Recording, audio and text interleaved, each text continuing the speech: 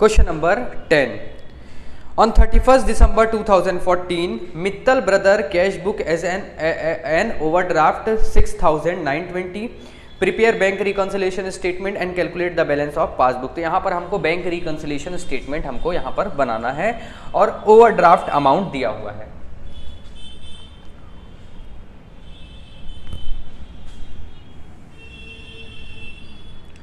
यहाँ पर हम लिखेंगे सीरियल नंबर, ये आएगा पर्टिकुलर, ये प्लस आइटम और माइनस आइटम. यहाँ पर आप ऊपर लिखेंगे बैंक रिकॉन्सिलेशन स्टेटमेंट.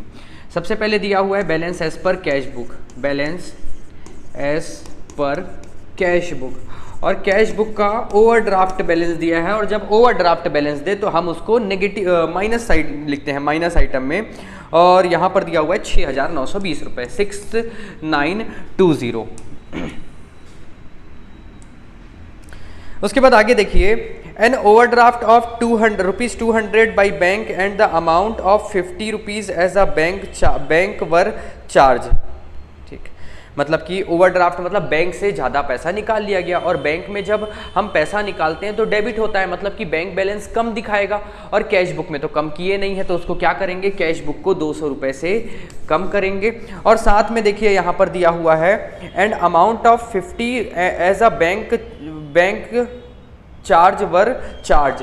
तो बैंक यहाँ पर 50 रुपये चार्ज किया है, तो 50 रुपये चार्ज करेगा तो बैंक बैलेंस कम हो गया है, मतलब पासबुक में कम दिखा रहा है, हमको कैश बुक को भी कम करना पड़ेगा. इसका मतलब अल्टीमेट क्या होगा, 200 भी कम होगा और 50 भी कम होगा. इस वजह से हम यहाँ पर सीधा सीधा 250 रुपये लिख लेते हैं, 250. और यहाँ पर जो दिया हुआ है एज इट इज़ उसी को ही लिखेंगे, ओवरड्राफ्ट एंड बैंक चार्जेस. तो 200 रुपये ओवरड्राफ्ट निकाला गया था पैसा, और पासबुक कम दिखा रहा था 200 से, तो कैश बुक को भी कम कर दिए. और बैंक चार्ज 50 रुपये चार्ज लिया है, तो 50 रुपये पासबुक में कम दिखाएगा, कैश बुक को भी कम कर देंगे, तो 250 रुपये यहाँ पर कम हो गया. ठीक, उसके बाद आगे है check issued for 4,000 was not encash before 31 मार्च 2000. हम चेक इशू किए हैं, हम किसी बंदे को चेक दिए हैं, और जब चेक देते हैं तो कैश बुक में हम कम कर लेते हैं, लेकिन पासबुक में अभी भी वो बढ़ा हुआ दिखा रहा है, क्योंकि वो बंदा अभी तक के चेक को इनकैश मतलब कैश नहीं करवाया है. हम क्या करेंगे, कैश बुक में भी उसको बढ़ा देंगे. तो यहाँ पर प्लस हो जाएगा 4,000 रुपये से, और हम यहाँ पर लिखेंगे cheque issued but not presented,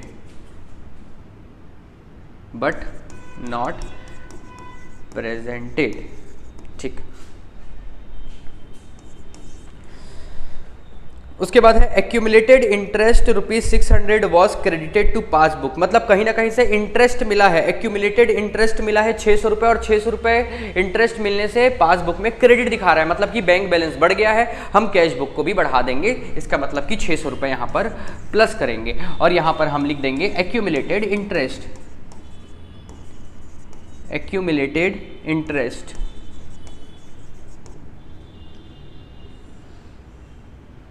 fourth है a discounted bill worth 700 was dishonour and general entry was made. इसका मतलब ये है कि हमने ना चेक बैंक में जमा किया था और हम कैश बुक को बढ़ा दिए थे. अब यहाँ पर क्या हो रहा है, चेक जो है वो डिसऑनर हो जा रहा है और वापस हमको चेक मिल जा रहा है. और डिसऑनर का मतलब बाउंस होना, ऐसा आप समझ सकते हो. ठीक है, कभी नाम में मिस्टेक होता है, कभी ओवर राइटिंग होता है, कभी कुछ मिस्टेक होता है डेट में, तो इस वजह से चेक वापस आ जाता है, तो डिसऑनर बोलते हैं. तो हम क्या करेंगे, कैश बुक से बढ़ा दिए थे तो उसको वापस हम कम करेंगे 700 रुपये से. तो यहाँ पर 700 रुपये से कम हो जाएगा, और यहाँ पर लिखेंगे चेक डिसऑनर हो गया. उसके बाद पांचवा देखिए, a check of ₹6,000 was deposit in bank but was not clear before 31 December 2014. मतलब कि हमने चेक जमा किया था 6,000 रुपये का, और जब हम जमा किए थे तो कैश बुक में बढ़ा दिए थे, लेकिन अभी तक के हमारे पासबुक में पैसा क्रेडिट नहीं हुआ है. इसका मतलब कि हम कैश बुक को भी वापस 6,000 रुपये से कम कर देंगे, तो यहाँ पर आ जाएगा 6,000 रुपये. और यहाँ पर हम लिखेंगे check deposited but not clear, check deposited but not clear, अभी तक के क्लियर नहीं हुआ है 6,000 रुपये. तो ये होता है बैंक रिकन्सिलिएशन बन गया. अब इसको टोटल करते हैं. तो टोटल देखेंगे तो माइनस आइटम में बड़ी वैल्यू आ रही है, तो 6,920 और 250 और 700 रुपये और ये 6,000 रुपये, ये ज़ीरो, उसके बाद 5 6 7, उसके बाद 9 10 11 11 और 7 हो जाएगा 18 का 8, एक कैरी 6 6 12 और ये 13,870 और 13,870 में ये 4,600 रुपये, 13,870 में 4,600 रुपये माइनस कर दिया जाएगा,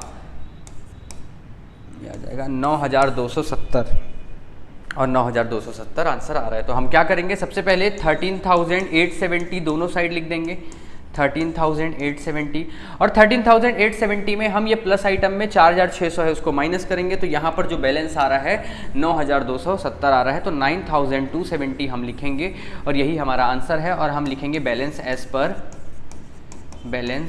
पर पासबुक।